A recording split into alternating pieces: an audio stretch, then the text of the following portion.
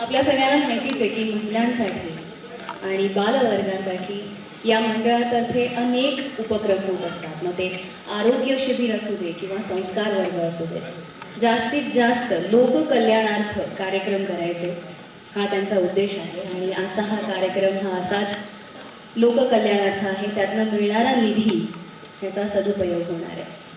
तर आपण आपल्या कार्यक्रमाची सुरुवात करूया. आपल्या सगळ्यांना माहितीच आहे इथे खूप मोठा सोहळा झाला होता. गौरव महाराष्ट्राची ग्रँड फिनाले इथे झाली होती आणि खरंच आम्हाला खूप छान प्रतिसाद तुम्ही दिला होता, त्याबद्दल धन्यवाद. आणि इकडचा रसिक प्रेक्षक हा किती रसिक आणि चोखंदळ आहे हे आमच्या लक्षात आलं आणि म्हणूनच आम्ही सुरुवात ही नचिकेत देसाई पासून करणार आहोत.